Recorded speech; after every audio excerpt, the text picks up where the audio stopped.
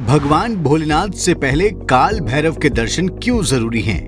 भगवान शिव की पूजा काल भैरव की पूजा के बिना क्यों अधूरी रहती है? शिव की पूजा से पहले किन किन देवताओं की पूजा का विधान है?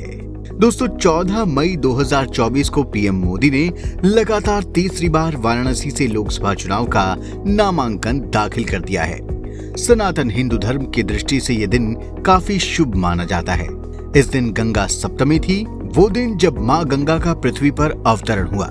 नामांकन से पहले पीएम मोदी ने एक के बाद एक कई धार्मिक अनुष्ठान किए।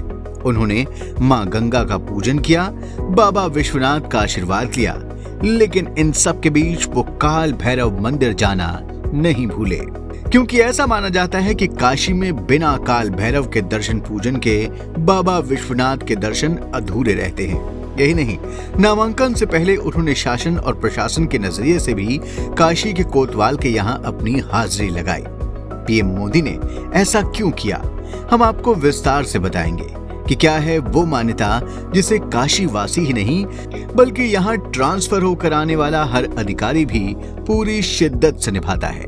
बस आप देखते रहिए द कर्मा। दोस्तों, ऐसा माना जाता है कि द्वादश ज्योतिर्लिंगों में काशी विश्वनाथ मंदिर अनादि काल से काशी में मौजूद है। इस बात के ऐतिहासिक प्रमाण भी हैं कि काशी विश्व के प्राचीनतम शहरों में से एक है।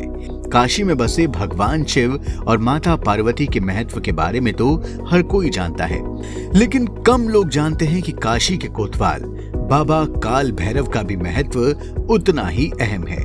काशी में एक बहुत पुरानी कहावत है कि पहले काशी कोतवाल की पूजा, फिर काम दूजा। धार्मिक मान्यता है कि शहर में कोई भी शुभ काम करने से पहले काशी कोतवाल यानी बाबा काल भैरव की पूजा की जाती है। इसलिए पीएम मोदी ने नामांकन से पहले काल भैरव के दर पर हाजिरी लगाई। काशी को लेकर धार्मिक मान्यता है कि शहर के राजा बाबा विश्वनाथ हैं, तो कोतवाल काल भैरव।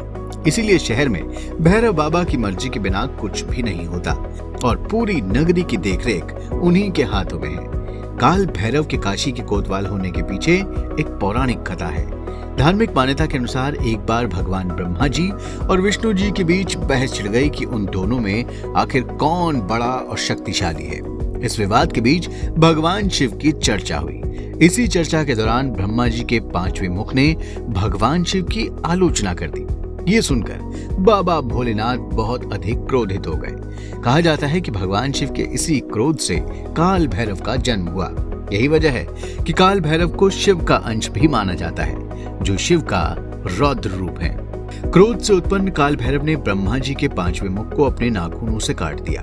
काल भैरव ने गुस्से में ब्रह्मा जी के 5वें मुख को काट तो दिया, लेकिन वो मुख काल भैरव के हाथ से चिपक गया। तब वहां शिव जी प्रकट हुए और काल भैरव से कहा कि तुम्हें ब्रह्म हत्या का दोष लग गया है। इस दोष को मिटाने का एक ही तरीका है कि तुम आम व्यक्ति की तरह तीनों लोकों का भ्रमण करो। जिस स्थान पर ब्रह्मा का ये 5वां मुख तुम्हारे हाथ से छूट जाएगा, वहीं पर तुम इस पाप से मुक्त हो पाओगे।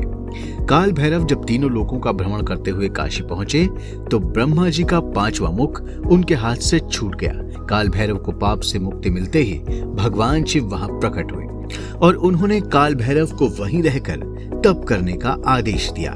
उसके बाद से कहा जाता है कि काल भैरव इस नगरी में बस गए। भगवान शिव ने काल भैरव को आशीर्वाद भी दिया कि तुम इस नगरी के कोतवाल कहे जाओगे और युगों युगों तक तुम्हारी इसी रूप में पूजा की जाएगी। ऐसी मान्यता है कि काशी में काल भैरव की मर्जी के बिना यमराज भी किसी के प्राण नहीं ले सकते हैं। कहा जाता है कि काशी में जिसने काल भैरव के दर्शन नहीं किए, उसको बाबा विश्वनाथ की पूजा का भी फल नहीं मिलता है। ऐसा भी कहा जाता है कि काशी में जब भी कोई अधिकारी कार्यभार ग्रहण करता है, तो सबसे पहले उसे काल भैरव के यहाँ हाजिरी लगानी होती है, तभी वो अपना काम काज शुरू करता है। कहा तो ये भी जाता है कि बाबा विश्वनाथ के मंदिर के पास एक कोतवाली भी है, जिसका निरीक्षण खुद काल भैरव करते हैं। दोस्तों, ऐसी मान्यता है कि भगवान शिव की पूजा से पहले अगर काल भैरव, गणेश, नंदी आदि शिव के गण, शिव के मित्र कुबेर, शिव के द्वारपाल कीर्तिमुख और उनके आभूषण सर्पों की पूजा कर ली जाए, तो शिव की पूजा तुरंत और पूर्ण फल देने वाली होती है। तो दोस्तों ये वीडियो आपको जरूर पसंद आया होगा। अब आप इसे लाइक और शेयर करें और हमारे चैनल को भी सब्सक्राइब करें और हाँ, नोटिफिकेशन के लिए बेल आइकन दबाना बिल्कुल ना भूलें। धन्यवाद।